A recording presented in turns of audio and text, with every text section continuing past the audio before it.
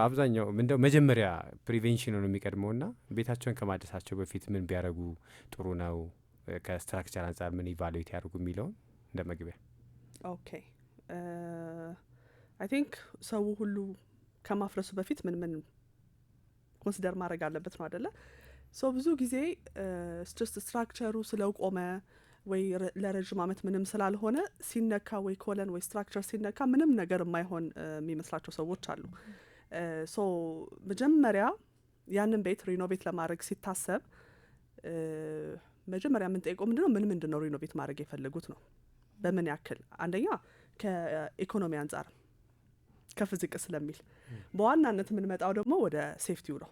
ኢኮኖሚ ከፈቀዱ በኋላ ይሁን ካሉ በኋላ ወደ አክሽኑ ስንገባ ደግሞ ስትራክቸራሊ የምንነካቸው ነገሮችን እንለያለን። ለምሳሌ ኮለን፣ ቢም፣ ስላብ እነዚህ ነገሮች የአንድን ህንጻ ባክግራውንድ ናቸው። ማነው ባክቦን ናቸው፣ የጀርባ አጥንት ማለት ነው። ሶ እነሱን አነካቸውም።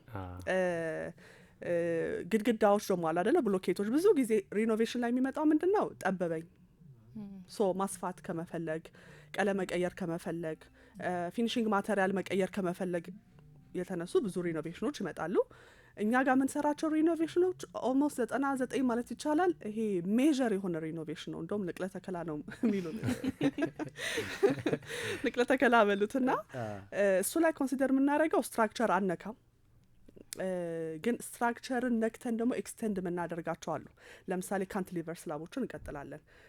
ካንትሊቨር ስላብ ስንቀጥል ግን መጀመሪያ የህንፃውን ሂስትሪ አውቀን በባለ ስንት ብረት ነው የተሰራው፣ ቢቀጥል ይችላል ወይ፣ አፌክት አናረገውም ወይ የሚሉት ነገሮች እንዳለ ኮንሲደር ይደረጋሉ። ትንሽ አስቸጋሪ የሚሆነው ምንድነው አሁን የአንድን ህንጻ ባክግራውንድ የምናውቀው ወይ የሰራው መሐንዲስ ካገኘ ነው which is ከ20 እስከ 25 አመት በፊት የተሰሩ ናቸው አብዛኛው ወደ ሪኖቬሽን የሚመጡትና ያንን መሐንዲስ ለማግኘቱ ከባድ ነው የሚሆነው። ያንን መሐንዲስ ማግኘት ከባድ ነው የሚሆነው። ከዛ ጋይድ የሚያደርገን ከሱ ቀጥሎ ምንድነው ስትራክቸራል ዲዛይን ነው፣ ድሮዊንጎቹ። አብዛኛው ጊዜ ደግሞ የተሰራው ፔፐር ላይ እና መሬት ላይ የሚወርደው ይለያያል። ይገኛል ግን እንደው የተለያየውን ቢሆን በብዛት ዶክመንትድ ሆኖ ታገኘዋለሽ። ግዴታ ነው ማለት ብሉፕሪንት ግዴታ ነው ፋይል ማድረጋቸው። መጀመሪያ የምትጠይቁት ነገር ብሉፕሪንቱን ነው። መጀመሪያ ኤአሩን ጠይቃቸዋለን። ከዛ በኋላ ደግሞ አሁን ለምሳሌ መጀመሪያ ስንጀምርኛ ዲዛይን ነው የምንሰራው። ቤታችሁ ሲታደስ ከዚህ ይሄንን ይመስላል የሚለውን ነው የምናሳየው።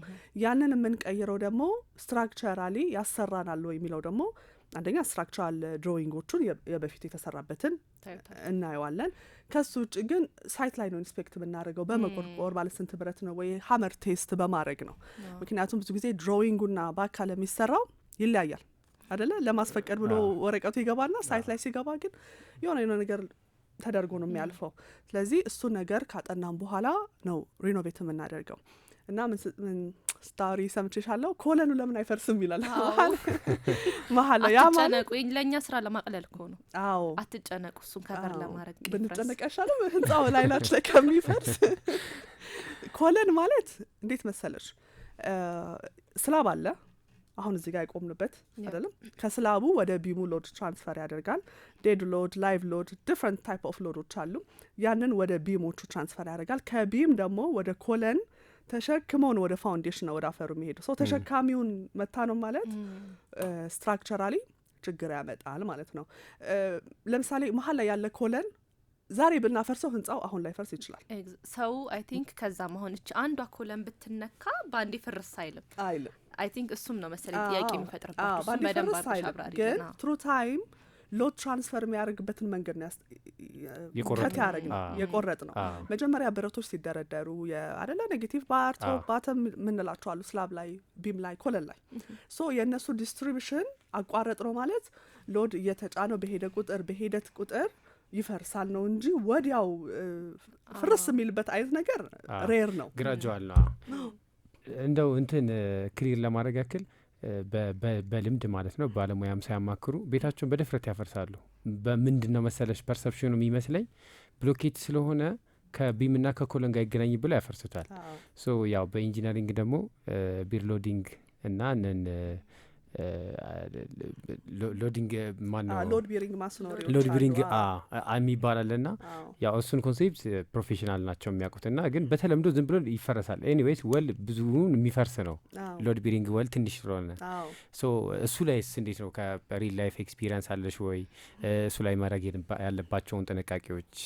ኦኬ አሁን ምንድን ነው አብዛኛው ጊዜ ብሎኬት ፓርቲሽን ነው ብለን ስለሆነ ኮንሲደር የምናደርገው ሁላችንም ባይ ዲፎልት እሱ ማፍረስ ላይ አንፈራም። እንደ ባለሙያም ሆነ እንደ ክላይንትም ዝም ብለን ፓርቲሽን እናፈርሳለን። አንደኛ ሪኖቬት የምናደርግበት ምክንያትም ቦታ ከመጥበብ አንጻር ስለሆነ አንዱን አፍርሶ ወደ አንዱ ፑሽ ማድረግ ላይ ስለሆነ እናፈርሳለን። ግን ሎድ ቤሪንግ ማስኖር የምንላቸው ብሎኬቶች አሉ። እነሱ በማየት አለያቸውም።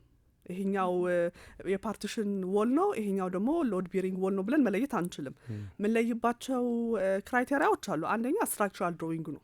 እንግዲህ በዲዛይኑ መሰረት መሬት ላይ ከወረደ ዲዛይኑ ላይ ያሳያል የትኛው ግድግዳ ሎድ ቤሪንግ ነው፣ የትኛው ግድግዳ ደግሞ ፓርቲሽን ነው የሚለው። ስለዚህ ሎድ ቤሪንግ ማለት ሎድ ተሸካሚ ማለት ነው፣ ፓርቲሽን ብቻ አይደለም። ስለዚህ ሎድ ተሸካሚ ማለት የኮለንን ያክል እንኳን ባይሆን የሆነ ነገር ሰፖርት ያደርገዋል። ወይ ሩፍ ትረስ ስትራክቸር ከሆነ ወይ ትረሱን ደግፎታል፣ ወይ ሩፉን ጣሪያውን ደግፎታል፣ ቢምም ሊደግፍ ይችላል። ስለዚህ እሱን አፈረስ ነው ማለት ስትራክቸራሊ ባንድ አይፈርስም። እንዳልኳችሁ ሊፈርስም ይችላል ግን ባንድ አይፈርስም። ትሩ ታይም ግን የህንፃውን እድሜና ጤና እየጎዳ ነው እንሄዳለን። ሌላኛው ምንድን አሁን ሎድ ቤሪንግ ዎል ምንድን ነው ከተባለ ቲክ ናቸው። ሁሉም ቲክ የሆኑት ግን ሎድ ቤሪንግ ናቸው ማለት አይደለም። ከዚህ በፊት ቲክቶክ ላይም ሼር አድርገ ነው ነበር እና ብሎኬቱ ላይ ከውስጥ ሞርታር ይሞላል፣ ሲሚንቶና አሸዋ ተቦክቶ ውስጥ ይሞላል ሆሉ ላይ ሰፖርት እንዲኖረው። አንዳንዴ ደግሞ እነዚህ ሺር ዎል አሁን ላተራል ሎድ ፕሪቨንት እንዲያደርግልን አይደለም የምንሰራቸው ሺር ዎሎች። የሺር ዎሉን ያክል የማያስፈልጋቸው ግን ደግሞ ብሎኬት ቢሆን ትንሽ አፌክት ቢሆን የሚፈለግበት ቦታ ላይ ትንሽ ላተራል ሎድ ያለበት እንደ አሁን ሼር ዎል ኢትስ ሪንፎርስድ ኮንክሪት ስትራክቸር አይደለ? ይሄኛው ደግሞ ሞርታል በመሙላት የተወሰነ ላተራል ሎዶችን ሆሪዞንታል ሎዶችን እንዲሸከም ምናረጋቸዋሉ። አብዛኛው ጊዜ ኤክስቴሪየር ፓርቶች ላይ ነው የምንጠቀምባቸው ማለት ነውና እሱን ማየት ያስፈልጋል። ከዛ ደግሞ አብዛኛው ጊዜ አሁን ምንም ኢንፎርሜሽን ከሌለን የምናደርገው ምንድነው ትንሽ ቺዝል አድርገን ነው የምናየው። ትንሽ ቺዝል አድርገን በትራይ ኤንድ ኤረር እናየውና ያንን ነገር እናቆማለን። ሌላ ሎድ ቤሪንግ ዎሎች አሁን ሺር ዎል ስትራክቸር ሺር ዎል ጭራሽ አይታሰብም። እሱ ኦቬስም ስለሆነ ሰው ላይ ይዳፈር ይችላል። ሎድ ቤሪንጉ ላይ ግን ብሎኬቱ ላይ ከውጭ ብሎኬት ነው ብሎ ስለሚያስብ እሱኛው ማፍረስ የለብንም።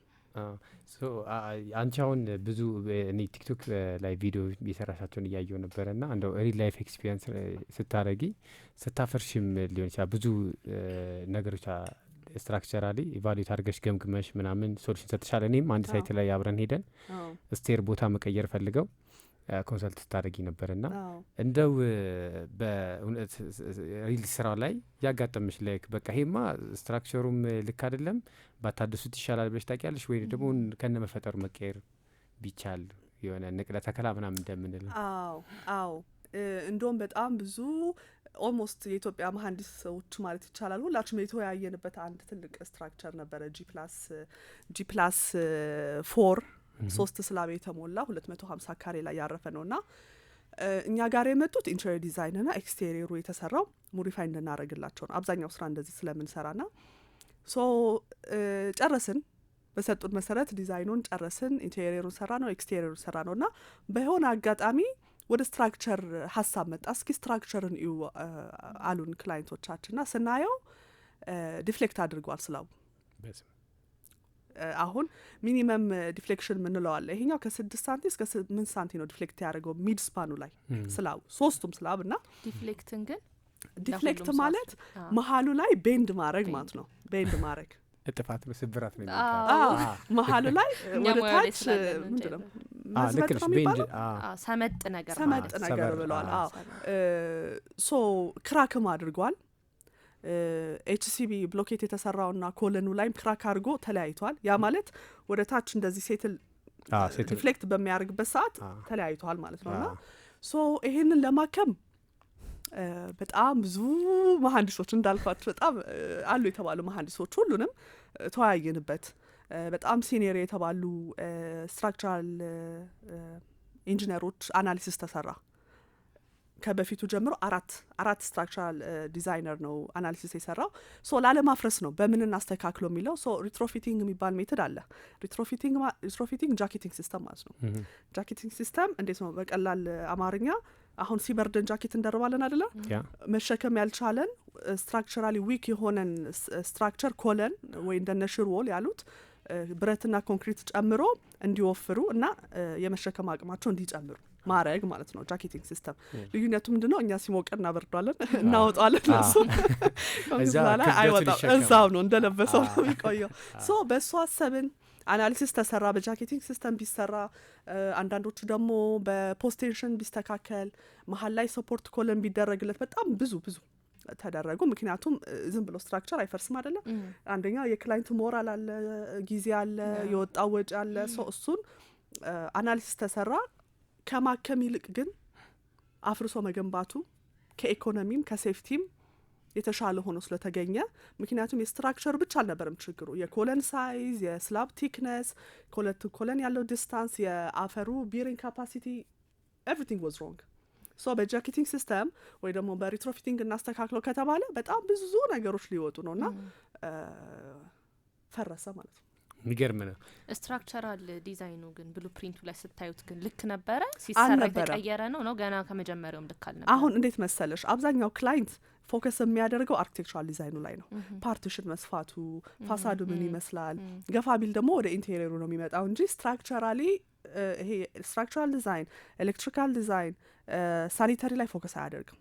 በቃ ያኛው ገባ አይደል አፕሩቭ አረጋ አይደል፣ ያኛው ሰንበዲ ይሰራዋል፣ ይገባል፣ ይጸድቃል፣ ይሰራል። ባለ ስንት ብረት ነው ሴፍ የሚለውን ነገር ኮንሲደር አይደረግም። ሶ በዛ መልኩ ነበር የሄደው እንጂ በክላይንት ደረጃ እንደውም ያው በነበረን ኮንቨርሴሽን ይሄ የሚሰስቱ አይነት ክላይንቶች አልነበሩም። ግን ያው በባለሙያ ግን ከነበረ ሰጀሽን ይሁን እንግዲህ ይሄ አንዳንድ ኮንትራክተሮች ስማችን የሚያጠፉት ኮንትራክተሮች ማጨረርም ይሁን ሁሉም ነገር ትክክል አልነበረም እና ማከም ስላልተቻለ አሁን ፈርሶ እኛም አርኪቴክቸራል ዲዛይኑ ያው በፊት የተሰራ አርኪቴክቸራል ዲዛይን ላይ ነበረ ኢንቴሪየሩን እየሰራን የነበረው። አርኪቴክቸራልም ማስተካክለን ኢንቴሪየር ማስተካክለን እንግዲህ ሰራ በአዲስ ተሰራ። አሁን ይሄ በጣም ቤዚክ ለሰን ይመስለኛል። በተለይ ቤት ሪኖቬት ለሚያደርግ ዝም ብሎ ራንደምሊ አሁን አጋጣሚ ፕሮፌሽናል ሰው ስለ አገኙ ነው እንጂ በራሳቸው አሁን ለምሳሌ ምን ተለምዷል መሰለሽ ዋጋ ለማስቀነስም ዋጋ የሚቀንስም ስለሚመስላቸው ለማስቀነስም ብለው በልምድ የሚሰሩትን ሰዎች ያሳትፋሉ ባይዘው። ምክንያቱም ኢንቴሪየር ቀላል ስለሚመስላቸው ማለት ነው። ወይ ደግሞ ዲዛይኑን ኢንቴሪየር ዲዛይን ካምፓኒ ያሰሩትና ከዛ በራሳቸው ደግሞ ኢምፕሊሜንቴሽኑን ሊያሰሩ ይወስዳሉ። ና አሁን ራንደምሊ ተሰርቶ ቢሆን ኖሮ የሚመጣውን ዳሜጅ ኢማጂን ኦንሊ ፕሮፐርቲ ላይ ብቻ አይደለም የሚሆነው የሚመጣው። ትንሽ ቆይቶ ባይዘው ፈራሽ ነበር ያንን ህንጻ። ከዛ የሰው ህይወት ብሎኬት አልተደረገም። መጀመሪያ የነገርናቸው ለክላይንቶቻችን ምንድን ነው በቃ ስራው እንዳትቀጥሉት፣ አናሊሲስ እየተሰራ ነው፣ ብሎኬት እንዳትጀምሩ፣ ምንም አይነት የሴራሚክ ስራ እንዳትጀምሩ ነበር ያለው። ምክንያቱም ገና ምንም አይነት ይሄ ላይቭ ሎድ ሌላ ዴድ ሎዶች ምንላቸው ነገሮች ሳይጨመሩ በራሱ በሰልፍ ዌይቱ ዲፍሌክት ካደረገ ስናት ሴፍ ማለት ነው። እንደውም ስንወያይ ያው እንዳልኳችሁ በጣም ላይቭ ላይ 3-4 የተገናኝተን ብዙ ተወያይተንበታል ና ላይት የሆነ ፊኒሽንግ ማተሪያል ተጠቀሙ ነበር ያሉን። ያ ማለት ሴራሚክ ከምትጠቀሙ ላይት አሁን ለምሳሌ እንደ ኤስሲፒ እስከ መቼ እየፈራህ ትኖራለህ? ያ ቤት ሸጥከው አንተ ተጠንቅቀህ ኖርክ። ስትሸጠው ሳምባዲ መጥቶ ሪኖቬት አርጊ ቢለኝ ሴራሚክ ባደርገው ሊፈርስ ነው ማለት ነው። እና ሁልጊዜ እምለዋለ እኔ አንድ መሀንዲስ የሚሰራው ስህተት አንድ ዶክተር ከሚሰራው ስህተት እጥፍ ነው። የብዙ ሰው ያው ይሄ ማለት ፕሮፌሽን ማወዳደር ሳይሆን አሁን አንድ ዶክተር የተሳሳተ መድኃኒት ከሰጠ አንድ ሰው ይሞታል፣ የአንድ ሰው ቤተሰብ ይጎዳል። አንድ መሀንዲስ ካጠፋ ግን አስባል አሁን RG+4 ላይ ያለ ሰው ስንት ሰው ሊሞት እንደሚችል ከንብረት ከቤተሰብ ብዙ ዳሜጁ ብዙ ነው። እኛ ሀገር እንደመታደል ሆኖ እንደዚህ አይነት ነገሮች ስለማያጋጥሙ ነውና እንደውም ሀይ የሆነ ማግኒቱድ ጊዜ ላይ በለውና ሀይ ማግኒቱድ ያለው እርዝኩዊክ ራሱ ቢነሳ አይዳውሩት አብዛኛው ስትራክቸሮች አይነሳው እንትን ናቸውና ይሄንን የምንለው ምንድነው ባለቤቶች ቤት ሲያሰሩ ይሄ ችግር የለውም እየተባለ ነገር እንዳይሰራ ቀለል ተደርጎ ቢታል።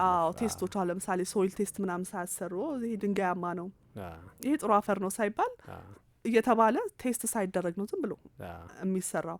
G+1 የነበረ አሁን እኛ ጋር ይመጣሉና ቪላ ቤታቸውን ሪኖቬት ለማድረግ ሲፈልጉ ሳይፈርስ ቪላው ሳይነካ G+1 ማድረግ እንችላለን ወይ እሱ አይቻልም ምክንያቱም አንደኛው አፈሩ G1 ቪላ ቤት የሚሸከምበትና G+1 የሚሸከምበት አቅም አንድ አይደለም ሎድ ነው እየጨመርንበት ያለ ነው ስለዚህ ያንን የመሸከም አቅሙ ለማወቅ አንደኛ የሶይሉ ቢሪንግ ካፓሲቲ ማወቅ አለብን ይችላል ወይ የሚለው ሁለተኛ ደግሞ ለG1 እና ለቪላ ምን ሰራ ፋውንዴሽን ምን ቆፍረው ጥልቀት ምን ሰራ ኮለን አንድ አይደለም ያንን የምናቆመው ኮለን ምናልባት ጣሪያ ነው የሚሸከምና አይደለ ጣሪያ ቢም ስናዳማች ሎድ ስለዚህ ምንድነው ማደስ ከባድ ነው በጣም ከባድ ነው አዲስ ቤት መስራት ነው የሚቀለው እንደውም አንድ ኮሜንት ምን ለፈን ነው ጀስት ፎርፈን በክብርት ከንቲባ ስም አዳነች አቤቤ ሲሰማለውና እሱ እንዴት ነው ሪያክት ብታረጊ ላይክ አሁን ከተማው ኮሪደር ልማት ይሰራል ቤቶች ይታደሳሉ ምናምንና ሜቢ ያው አዳነች ታስፈርሳለች እንደገና ደግሞ ቆንጆ ወርጋ ታሰራለች እና ከዛ ጋር የተገናኘ ነው ምንድነው አዎ ከዛ አንጻር ነው አፍርሶ መገንባት ማሳመሩ ላይ ከሚለው ነው እንጂ ሌላ ጉዳይ ሊሆን አይችልም እኔማ ለከንቲባነትም እየታጨሽ ይሻላል ብለህ ነው ይሄንን እንስራ ግድ የለም አፍርሶ መስራት እንደሌላው አይደለም ማለት በጣም እውቀት ይጠይቃል ከሌሎች ባለሙያዎች ጋር ኢቭን ተወያይተሽ ይሆናል አንዳንዱን ነገር ዲሳይድ የምታደርጊውና እኔ በግሌ በጣም ነው አፕሪሺየት ማደርግሽ አንደኛ አዌርነስ ነው ክሬት እያደረግሽ ያለሽው አሁን ብዙ ኢንጂነር ስላለ ሀገራችን ላይ ብዙ አዌርነስ ያለ ይመስላል ግን አይደለም አሁን አንቺ እንደምታዩ ነው ገና ከመጀመሪያው ዲዛይኑ በትክክል አይሰራም ከዛ ሪኖቬት ሲደረግ ጥንቃቄ የለም ሎድ ቤሪንጉ ሊፈርስ ይችላል እንደዛ እና እንኳን ለክላይንቱ እኛም ሴክተሩ ላይ ላለነው ነገር በጣም ብዙ ነገር ነው የምንማረው በኮንቴንት thank you so much thank you ከሪኖቬሽን ጋር ባይገናኝም ግን አንዳንዴ ስትራክቸር ላይ ሳልጠቅሽ ባላልፍ ደስ ስለሚለኝ ነው ስትራክቸር ላይ የሆነ የዛሬ ስንት አመት ነው ተጀምሮ የፈረሰ ህንጻ ትዝ ይለኛል አዲስ አበባ ውስጥ እንደማ አንዳንድ ቦታም እንደዚህ በሬንፎርስመንት ኢሹ ይሁን በወርክማንሺፕ ኢሹ ይሁን ብቻ አንዳንድ ቢልዲንጎች ኮላፕስ ያደርጋሉ ጅምር ላይ ያሉ ማለት ነው ስለሱ ምትይ ነገር አለሽ አሁን ምን መሰለ ወርክማንሺፕ ኳሊቲ በጣም ማተር ያደርጋል በጣም አሁን በክላይንት ደረጃ በጣም ጥሩ የሆነ ማቴሪያሎችን ቢያቀርብ ምንም ቢያቀርብ ጥሩ የሆነ ባለሙያ ከሌለ የሆነ ቫይብሬት ሲያደርጉ ፍርስ ሲል ወይ ደግሞ ይሄ ሞርታ ይሄ ኮንክሪት ሚክሱ ቡክት ያለ ነው ማለት ይሄ በቫይብሬተር ራሱ ሚክስ ለማድረግ በጣም ነው የሚያስቸግረው የውሃ ሬሾ እንትን ስላልሆነ ምንድነው በተለምዶ ፕሮፌሽናል ባልሆኑ በልምድ የሚሰሩ ሰዎች ስለሚያሰሩ ነው ባይ ዘ ዌይ ከአንዳንድ ፕሮፌሽናል ሰዎች በልምድ የሚሰሩ ሰዎች በጣም ይበልጣሉ አንዳንድ ኬዝ ላይ ፕራክቲስ ነው አይደለ የኛ ሎጂኩ እንዳለ ሳይንሱ እንዳለ ሆኖ ኢንጂነሪንግ ፕራክቲስ ባረክ ቁጥር ነው ሶሉሽንም እያመጣህ የምትሄደውና ዊክ የሆነ ወርክማንሺፕ ሲኖር ነው እንደዚህ አይነት ነገር ስህተቶች የሚፈጠሩት እንጂ በኢንጂነሪንግ ዓለም እኮ እንደ ሌላ ዓለም የት እኮ ደርሷል እኛ እኮ በጣም ገና ነን ምንም አልሰራንም እኮ በዛ ላይ ወና ክሬቲቭ አይደለንም አንድ እንደውም ፖድካስት ላይ ምን ሲያወራ ሰምቻለሁ የኛ ሀገር ኮንትራክተሮች ኦር መሐንዲሶች ኦልድ ፋሽንድ ናቸው አዲስ ቴክኖሎጂ ወይ ደግሞ አዲስ ነገሮች መፍጠር ላይ ብዙ አይደሉም ሚለው ነገር ላይ እንደውም ሲቪልና አርኪቴክት ትንሽ የሚጋጩበት መንገድም ይሄ ይመስለኛል አርኪቴክቱ ክሬቲቭ ሲሆን ነው ይሄ አይመጣም ሴፍ አይደለም ነው ግን ኦፕንሊ ዲስከስ ከተደረገ ግን ሴፍ የሚሆንበትን መንገድ ማምጣት ይችላል ካልሆነ ደግሞ አሳምነው ቴክኒካል በሆነ መንገድ በዚህ ምክንያት አይመጣም ብሎ መመለሱ የተሻለ ነው የሚሆነውና እንደዚህ አይነት ስራ ላይ የሚያጋጥሙት በቃ የወርክማንሺፕ ስህተቶች ናቸው ቱ ቢ ኦነስት ያው ስትራክቸራል አናሊሲስ ተሰርቶለት ኮንክሪት ሚክሱ ትክክል ከሆነ እና ደግሞ ትክክለኛ ሌበር ከተሳተፈበት አንድ ቢልዲንግ ኮላፕስ አያደርግም ፎር ሪል ማለት ነውና ስትራክቸራል አናሊሲስ ነው በትክክል የሆነ ምን መሰለ አሁን ብዙ ጊዜ ነው ያወራዋለሁ አርኪቴክቸራል ዲዛይን ላይ ፎከስ እንደምታደርጉት ሁላ ስትራክቸራል ዲዛይን ላይ ፎከስ አድርጉ አንደኛ አሁን ይሄ መፍረሱ ላይ መታመሙ ላይ ነው አለ ፎከስ እያደረግን ያለና ህንጻው ባይታመም ባለቤቱ ሊታመም ይችላል አላስፈላጊ ወጪ ከወጣ ማለት ነው ገብቷል ንዴቱ ራሱ ኖ አሁን ለምሳሌ አንድ ህንጻ ሴፍ ባልሆነ መንገድ ተሰርቶ ወይ ደግሞ ስትራክቸራሊ ዊክ ከሆነና ኮላፕስ ካደረገ ያ ሌላ ችግር ነው አይደለ የኢኮኖሚ ችግር ደግሞ ያመጣበታል ወደ ክላይንቱ ሶ G+10 የሚያሰራን ብረትና ኮንክሪት G2 እና G3 የምንሰራበት ከሆነ ይሄ ህንጻው እንኳን ባይታመም ባለቤቱ ይታመማል። ኦኬ እንትን ኢኮኖሚካል አይደለም ነው። ኢቭን ኦቨር ሪፎርስመንት እኮ ራሱ በኢንጂነሪንግ ሳይድ ኢፌክት አለው። ባይ ዘ ዌይ ኦቨርሎድ ነው፣ ዴድሎድን እየጨመር ነው ምን ሄደው። አሁን አንድ ሳይት ላይ ሪኖቬት እያደረግን ቴራሱን ነው ማንሳት የፈለግነው የቴራስ ማቴሪያልና 15 ነው ቲክነሱ። ኦኬ ከስላቡና ከሴራሚክ ያለው 15 እና 16 ነው ወስቱ ማች እና እሱም አሁን ምንድነው አጉል ምንድነው አላስፈላጊ የሆነ ዴድሎድ ነው ስትራክቸር ላይ ጨመረ። ደግሞ አንድ አንቺን ቪዲዮ ምን አይቻለው የጂም ቤቶችን እሱ ላይ ያየሁ ነበረ እና እንደዚህ አሁን ስላቡ ላይ ፎከስ ማድረግ እንዳለብን ኦር ቼክ ማድረግ እንዳለብን ትንሽ ብትይን እሱ ኦኬ አታስፈራሩና ስፖርት በስነ ስርዓት እንስራበት። አይ ኖ ቅድሚያ ጥንቃቄ እዛው ሰምጠህ አሁን ምንድነው ይሄ ለጂም ባለቤቶች ሪሰርች ነበርና ለአከራዮቹና ምንድነው አሁን ስላብ ስትራክቸር ዲዛይን ሲደረግ ብዙ ኮንሲደር የሚደረጉ ላይቭ ሎድ ዴድ ሎድ ዊንድ ሎድ እርዝኪክ ብዙ ነገሮች አሉ አይደለ? ከዛ ሰደን ፎርስ ምንለዋለስ ያ ማለት እቃ ድንገት ሲወድቅ የሚኖረው ፎርስ ማለት ነው ስላባችን ላይ። ሶ ጂም ላይ ደግሞ ዳምፔሎች የትም ቦታ አይደለ የትም ቦታ ዳምፔሎች ይወረወራሉ መሬት ላይ ቀጫጫው የማይችለው ነው ታለ ብለው አይ ብቻው ትጥለዋለህ። ኬርለስሊ ደግሞ ልትወረውር ማክሲመም እንትን ስለሆነ የምትሄደው መጨረሻ ላይ መጣለህ አይቀርም። ሁሉም ጂም ቤት ሲጨርሽም ውርውር ነው ኖርማሊ የምታረጊው። ያ አሁን ምንድነው ሰደን ፎርስ ነው። ሶ ሪፒትድ በሆነ ቁጥር ስላባችን ላይ ቫይብሬሽን እየፈጠረ ነው የሚሄደው። ሶ ያ ቫይብሬሽን ወደ ምን ይሄዳል? አንደኛ ወርስ ከሆነ ስላባችን ዲፍሌክት እንዲያደርግ፣ ካልሆነ ደግሞ ክራኮች እንዲፈጠሩ ያደርጋል። እኔ አንድ ሳይት ላይ እንደውም በጣም በቃ በሄድኩኝ ቁጥር ይሄ ግድግዳ አላቸዋለሁ። ምክንያቱም ኤቭሪ ታይም ክራኩ እየሰፋ ነው መሄደውና ምንድነው ህንጻ ስትሩ ታይም መታከም ይፈልጋል አይደለ? ሜንቴናንስ ይፈልጋል። ሶ እንደዚህ አይነት ሰደን ፎርሶች በተደጋገሙ ደግሞ የሚታከምበትን ጊዜ እናሳጥረዋለን ማለት ነው። ቶሎ ሜንቴን አድርጉኝ ይላል። እንዲያውም አንድ ጊዜ የምናየው መሰለሽ እዚህ ቦሌ መንገድ ጋር ሜዛኒን ፍሎሩን እንትን አድርገውታል የመኪና መሸጫ አይት ኖቲስ አድርገሽ ከሆነ እና የመኪና ሎድ አለ ደግሞ ቢልዲንግ ዲዛይን ሲደረግ ቅድም እንዳልነው ዴድ ሎዱን ላይቭ ሎዱን ምናምን ካልኩሌት ተደርጎ ነው ዊንድ ሎዱን ርዝኪኩን እና በዛ ሰዓት ህንጻው ያረጀ ነው ኦልድ ህንጻ ነው ባይዘዊ ቦሌ መንገድ ነው ያለውና ሶ በዛ ሰዓት ቱ ቢ ኦነስት እኔ ዝም ብዬ ሳስበው የመኪና ሎድ የአንድ መኪና ይሄን ያክል ሎድ እዛ ሜዛኒን ፍሎር ላይ ይጨምራል ምናምን ብለው ሎዱን በስነ ስርዓት ዲዛይን የተደረገ አይመስለኝም። እና እንደው እንደ ሀሳብ ሜቢ አሁን የሰሩት ሎዱን ዲዛይን ማን ነው ስትራክቸራል አናሊሲስ አሰርቶ ሊሆን ይችላል ያስቀመጡት፣ ግን ማይ ፊየር ቼክ መደረግ አለበት። ካላረጉት ለጥንቃቄም ለሌሎችም ቢሆን አሁን ልክ እንደ ጂም ቤቱ ሌሎችም ቢሆን እንደዚህ አዲሽናል በጣም ከባባድ ሎድ ሊኖረው የሚችል ከሆነ ያው ስትራክቸራል ዲዛይን ሲሰራ ዴድ ሎዱን ላይቭ ሎዱን ስንሰራ ባለው ነው የምንሰራው። ወደፊት በሚመጣው ተብሎ ለምሳሌ እንደ መኪና ወይ ደግሞ ከባባድ ነገር ይቀመጥበታል ተብሎ አይታሰብም። ምክንያቱም ራሳቸው የቻሉ ቦታ ስለሚኖራቸው እነሱ አሁን ወይ ፋክተሪ ነው የሚሆነው ትላልቅ ማሽን የምታስቀምጪ ከሆነ እንደዛ ስለሚኖር እንደው ለጥንቃቄ ይህን ነገር አድማጮቻችን ቢጠቀሙ ትላለሁ። ውድ ተከታታዮቻችን እየተከታተላችሁ እየሰማችሁት ያለው ተወዳጁ ቢልቶክ ነው። ሀበን ጥሩ መረጃ ሰጥታናለች። ያ ከሀቢ ኢንቴሪየር ዲዛይን የመጣችው በሀቢ ነው በደንብ የምታወቀው።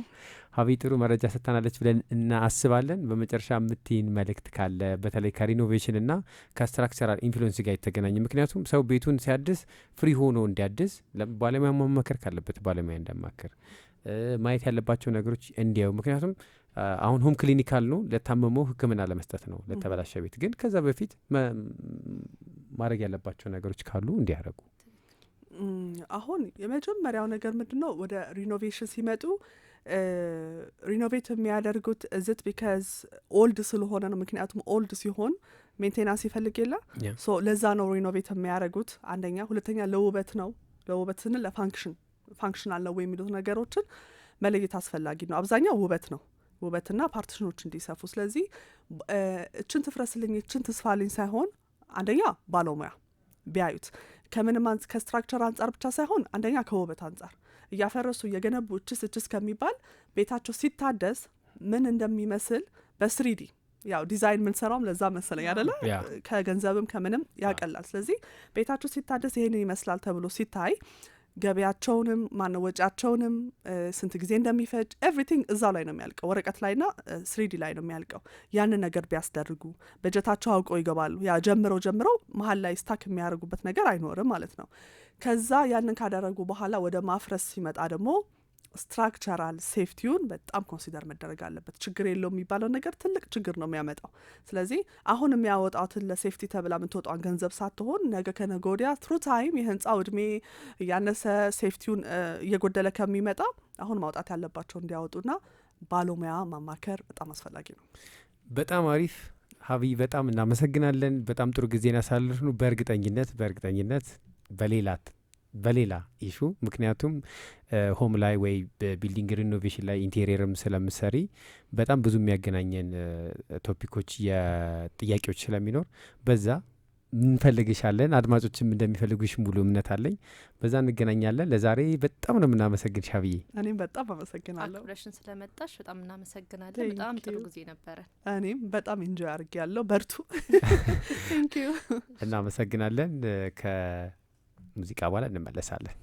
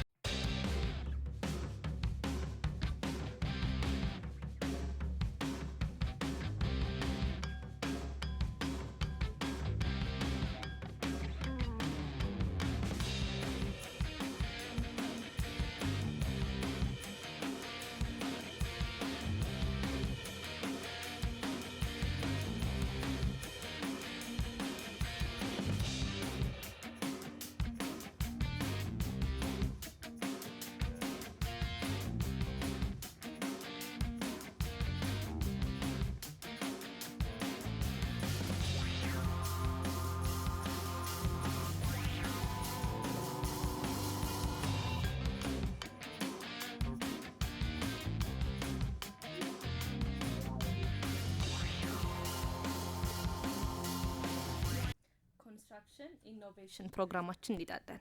ወደ ዛሬው ኮንስትራክሽን ኢኖቬሽን ፕሮግራማችን ወደ ቻይና ነው የምንወስዳችሁ። ይህ በግንባታው ዓለም ላይ ተአምር የሚባለው እኔ እንኳ በጣም ነው ያስደነቀኝ። በተለይ ከፍታው በጣም ማለት ድልድይ በዚህ መንገድ መሰራቱ ድልድዩን ለመስራት የሄዱበት የኢንጂነሪንግ ጥበብ፣ የሰርቬየሮቹ ጥበብ እኔ ዩቲዩብ ላይ ቪዲዮን በደንብ ነው ያየሁትና በጣም ነበር ሲያስደንቀኝ የነበረው። የሆነን ድልድይ ከሆነ ድልድይ ያገናኙበት የሆነ ሪቨር ከታቹ ሪቨር ኖሮ ከዛ በጣም ከፍተኛ በሆነ ሜትር ላይ የሚገኝ በጣም ርዝመቱ ደግሞ በጣም ሞር የሚያስገርም በቻይና ሀገር የሚገኝ ነው። 2 ግዛቶችን ያገናኘ የዩዋንንና የጓንዙ 2 ግዛቶችን ለማገናኘት የተሰራ የብሪጅ ነው። ምን ይሉታል? በደመና ላይ የተዘረጋው ድንቅ የፔንጂያንግ ድልድይ ነው የሚባለው። ያው በፎቅ ላይ ፎቅ ይሉታል፣ ምክንያቱም ከፍታው ነው በጣም ትልቅ ነው። ዝም ብላችሁ ኢማጂን እንድታደረጉት ባለ 200 ፎቅ ጣሪያ ላይ ቆማችሁ ወደ ላይ ወደ ታች አይታችሁ ታውቃላችሁ? ለነገሩ ኢትዮጵያ ውስጥ 200 ፎቅ የለም አይደል? ንግድ ባንክ ነው ያለው 43 ስለዚህ የእሱን ከአራት ጥፍ በላይ የሆነ ነው። ማርከስ ሆነሻ ወደ ታች ስታዩ የእሱን 4 ከዛ ከታች ደግሞ ያለው ሪቨር ነው። በጣም ደስ የሚለው ነገር ማዞር ነገር አለው የሆነ ቁጭ አትልም እዛ ማለፊያ ስለሆነ ሬስቶራንት የንግድ ባንክን 5 እጥፍ ወይ 8 እጥፍ የሆነ ፎቅ ላይ ወደታች ብታይ በጣም እንትን ነው ከባድ ነው። ያ ማለት ለመስራት እነሱ እዛ ጋር ሆኖ ለመስራት የቆዩበት ጊዜ ምን ያክል ከባድ እንደሆነ በደንብ አንደርስታንድ እናደርጋለን። የተጀመረው ኮንስትራክሽን ለመስራት የተጀመረው በ2013 ነው። 3 አመት ነው የፈጀባቸው። በ2016 ጨርሰዋል ድልድዩን ገንብተው ለመጨረስ እና ምንድነው 2 ግዛቶች እዛ ጋር ያሉት ሰዎች በሚንቀሳቀሱበት ጊዜ 4 ሰዓት ነበር የሚፈጅባቸው እና የተለያየ ሸለቆ የተለያየ ነገሮች እያለፉ ስለነበር የሚሄዱት በጣም የተለያየ አደጋዎችን ፌስ ያደርጉ ነበር። አሁን ግን ሴፍቲውንም እንዳለ ሆኖ ከዛ ደግሞ የ4 ሰዓቱ መንገድ 1 ሰዓት ነው ያደረጉላቸው። የሚገርመው የድልድይ ከስሩ ከሚፈሰው ወንዝ ወደ 565 ሜትር ከፍታ አለው እና በትክክል ሰምተሻል። 565 ሜትር ከፍታ ላይ መኪናሽን እያስከረከርሽ ወደ ታች ማየት ትችላለሽ። ኢማጂን በጣም ከባድ ነው። ማለት ፎቢያ፣ በተለይ የከፍታ ፎቢያ ያለበት ሰው በዛ ጋር ማሰብ አይችልም ለመሄድ። 180ኛ ፎቅ ጫፍ ጋር እንደመሆን ማለት ነው። ቅድም እንዳልነው 180 በጣም ትልቅ ነው። ከዛ እንደውም ታዋቂውን የአሜሪካ ኢምፓየር ስቴት ህንጻ ከገደል በታች ብናቆመው ድልድዩ ላይ ለመድረስ ኢቨን አሜሪካ ያለውን ህንጻ ድልድዩ ላይ ለመድረስ 40 ፎቅ መጨመር አለበት። ያ በጣም ረጅም በጣም ትልቅ ነው እና ከሪቨሩ ያለው ርቀት ሳይሆን ደግሞ በዛው ልክ ደግሞ በጣም ረጅም ነው። 1341 ሜትር ርዝመት አለው አንዱን ግዛት ከአንዱ ግዛት ጋር ያገናኙበት ማለት ነው። ይህንን ድልድይ ለመስራት ኢንጂነሮች ከተፈጥሮ ጋር የተሟገቱት ነገር ከቴክኖሎጂ ጋር የታገሉት ነገር ሁሌ በጣም የሚያስደንቅ ነው። በተለይ የሶይል ኢንቨስቲጌሽን በነበረበት ጊዜ በደመና እየተሸፈነ ስራ መስራት አልቻሉ ነበር። ባይዘ በጣም ከፍተኛ ቴክኖሎጂዎችን ሮቦቶችን ተጠቅመዋል፣ ድሮን ተጠቅመዋል ለኮንስትራክሽኑ ማለት ነው። ፍጥነቱም እየጨመረብሽ በአስቸጋሪ እንትን ውስጥ የሰሩበትና በጣም አስጠናቂ ድልድይ ነው።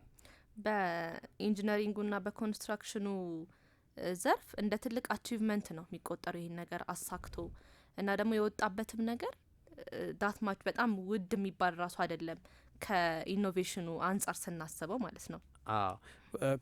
ከኮስት ብቻ ሳይሆን ኢቭን ኢንጂነሪንግ ጥበባቸው ራሱ ኃይለኛ ንፋስ ነው ያለው። ባይዘዌ ከንፋስ ጋር ያለው ፍጥጫ ራሱ በጣም ፈታኝ ነው። ከተፈጥሮ ጋር ታግለው ነው የሰሩት። እኔ በጣም የምደመመው ያንን ነገር ለማቆም የቴክኖሎጂም የሁሉም ሳይሆን የባለሙያዎቹ ያንን ነገር ችለው ሰርቫይቭ አድርገው ማደር መዋል ዋጋ የከፈሉት ነገር በጣም ከኢምፕሊሜንቴሽኑ በላይ በጣም ያስገርመኛል። ማለት የሰው ልጅ 565 ሜትር ከፍታ ላይ ከደመና ጋር ከንፋስ ጋር የተጋጨሽ ስራ መስራት ትልቅ ጥበብ ነው አይደል? የኢንጂነሪንግን ሀያልነት ተራራም ስለሆነ በዛው ልክ ደግሞ ብዙ ነገር ይኖራል። ፈታኝ ነገራቸው በጣም በጣም የተለያዩ አይነት የኢኮኖሚክም የሶሻል ኢምፓክትን መፍጠር ችለዋል። ከመሞት ጊዜ ከማቃጠል ከተለያዩ ነገሮች ሰዓቱ ማነሱ ብቻ ሳይሆን ስንት ሰዓት ነበር የሚፈጅባቸው በዛ በሪቨሩ? አሁን ግን 1 ሰዓት ከዛም ባነሰ ነው እንደ ስፒዳቸው ከዛም ባነሰ ከ1 ሰዓት ባነሰ አቬሬጁ ግን እንደ 1 ሰዓት። ሌላ የሚገርመው የመሬት መንቀጥቀጥን የሚጠቀሙበት ስማርት ሴንሰሮች አላቸው ባይዘዊ የተገጠመላቸው በእያንዳንዱ የብሪጅ ትረስ ላይ የተገጠመለት ሴንሰር አርዝኪክን ሞኒተሪንግ ሲስተማቸው ቴክኖሎጂን የመጨረሻውን የቴክኖሎጂን የተጠቀሙት እንትን ላይ በሜታል ስለሆነ የተለያዩ ቀጫጭን ሜታሎች ሆኖ ጠንካራ ሜታሎች አብሮ በመሆን የሰሩት ስለሆነ በዛ በኩል መኪና ሲያልፍ ክራክ ካደረገ በኋላ አይደለም ሴንሰር ስላለ ሞኒተሪንግ ሲስተሙን ያለውን የቫይብሬሽንም ቼክ ያደርጋል። ስለዚህ በጣም ሴፍቲው ሀይ የሆነ ሴፍቲ ነው። ኢቨን ሴንሰሮቹ የንፋስ ፍጥነቱን ይሄ አሁን በጣም 565 ማለት በጣም ከፍተኛ አሁን ለምንገነባው ህንጻ እንኳ ዊንድ ሎድ ምናምን ዲዛይን እናደርጋለን እና 565 ላይ ያለውን ንፋስ አስቢው እና አስበሽ ደግሞ ራስሽን ሳዩ እንዴት ወደፊት ወደ ሊያመላልስሽ እንደሚችል እና እሱን ንፋስ የሚቆጣጠሩ ሴንሰሮች አላቸው። የኬብሎቹ ውጥረቶችን ያው በብሪጁ በኬብሎች የተሰራ ስለሆነ የእሱ ውጥረቶችን የሚቆጣጠሩባቸው እና የሙቀት መጠኑን በኢች ሰከንድ ነው ባይዘወይ በእያንዳንዱ ሰከንድ ቼክ እያደረጉ ሪፖርት ይልካሉ። በዛ መንገድ ነው ያንን ብሪጅ ማኔጅ እያደረጉ ያሉት። አርዝኪክንም እንዳልከው ዊንድ ሬዚስታንስም በጣም ያለው በጣም በቃ አስገራሚ የሆነ ቴክኖሎጂ ነው የተጠቀሙት። ይህን ድልድይ እንግዲህ በ3 አመት ውስጥ ከ3 እስከ 4 አመት ነው የሚለው በ3 አመት ውስጥ ገንብተው ጨርሰውታል። በጣም አስደናቂ ነው። እንዲያውም በቪዲዮ የማየቱ አጋጣሚ ካላችሁ ስሙን እንደገና የድልድዩ ስም ፔንጂያንግ ድልድይ ነው የሚባለው። ቻይና ውስጥ ነው የሚገኘው። ብታዩት በጣም አስደናቂ ኢንጂነሪንግ ጥበቡን እኛ ሰዓት ስለሚገድበን ነው እንጂ የኢንጂነሪንግ አናሊሲሱ በጣም አስገራሚ ነው እና እንድታዩት በጣም ሰጀስት እናደርጋችኋለን። ኮስቱም የወጣበትም ደግሞ ስናይ 144 ወይም እስከ 150 ሚሊዮን ዶላር ና በያን ከሆነ ደግሞ 1.02 ቢሊዮን ያን ያወጡበት ና እንደው ምን እያየሁ ነበር ኮሜንት ላይ ይሄኛው እኮ ዋጋ አንድ የአሜሪካ ትልቅ ህንጻ የሚወጣበት ነው። ዳት ማች ራሱ ውድ የሚባል አይደለም። እንደተጠቀሙበት አዳዲስ ቴክኖሎጂዎች እንደወጣበት ነገር ውድ ራሱ አይደለም። ኮስትም ሚኒማይዝ አድርገው ከዛ ደግሞ አዳዲስ ቴክኖሎጂ ተጠቅመው በጣም በፈጣን በሚባል አመት ነው የጨረሱትና ለሰው እንዲገለገልበት የተከፈተው ማለት ነው። እንዲሁም በ2016 እንደ ኢሮፓያን አቆጣጠር ደግሞ ሲመረቅ ማለት ነው የዓለም የድንቅ ድልድዮችን አዋርድ ወስዷል። ከዛ በተጨማሪ ደግሞ ዛሬ ላይ ይሄ ፔንጂያንግ የቻይና ቴክኖሎጂ ይሄ ድልድይ የቻይናን ቴክኖሎጂ የበላይነት ማሳያ ነው እየተባለ የሚወደስ የሰው ልጅ የማይቻል የሚመስለውን የተፈጥሮ ጋሬጣን በእውቀት እና በጽናት እንዴት ማሸነፍ እንደሚቻል በኢንጂነሮች ጥበባቸውን ያሳዩበት ድልድይ ነው የተባለለት ነው። በትክክል አሁን ድሮ ግድ ሆኖባቸው ነው በዛ በኩል ማለፍ ስላለባቸው። አሁን ግን አንድ መንገድ በኖረ ቁጥር ሞር የሀገሪቷ ኢኮኖሚም ከፍ ይላል። የተለያዩ ቱሪስቶችም ይመጣሉ። የተለያዩ አዳዲስ ማርኬቶችም ይከፈታሉ። ስለዚህ ከችግር እንኳን ወደ ሞር የሀገር ኢኮኖሚ ወደ ማሳደግ ማለት ነው የሄዱት። ስለዚህ ቻይና የምትኖሩ ኢትዮጵያውያኖችም ካላችሁ በዛ ድልድይ ላይ የሜዳ አጋጣሚ ካገኛችሁ መስኮታችሁን ከፈት አድርጋችሁ ተፈጥሮን እንጂ እያረጋችሁ እንድትሄዱ። በጣም የዛሬው የቢልድ ቶክ የኮንስትራክሽን ኢኖቬሽን ወደ ቻይና ወስዶ ነበረ። አሁን ከቻይና በቀጥታ ወደ ስቱዲዮ ተመልሰናል። ምን ተሰማሽ? እኔ በቃ በጣም ይህንንም እንትን ለማለት እያዘጋጀው በጣም እየተገረምኩ ነበረ። በተለይ ያለው ከሪቨሩ ያለው ርዝመት 2 ኤፍል ታወሮች ተጋጥመው የሚፈጥረው ማለት ነው። ኤፍል ታወርንም የማየት አጋጣሚ ባይኖረኝም ግን ያው ቁመቱ ስለሚታወቅ በጣም ረጅሙም ስለሆነ እሱ 2 ማለት ነው እና በኢትዮጵያ ደግሞ ስናስበው ንግድ ባንክ ነው ስካይ ስክሬፐራችን እኛ ጋር የሱን ስንት 4 እጥፍ በላይ 4 እጥፍ በላይ ትንሽ የሚያስፈራ ነገር አለው። የዛሬው የቢልድ ቶክ ፕሮግራማችን ይህን ይመስላል። በሚቀጥለው ሳምንት በተለየ ሀሳብ በተለየ ርዕሶች እስከምንገናኝ ድረስ ቸር ሰንብቱልን ነው የምንላቸው። መልካም ሳምንት ባይ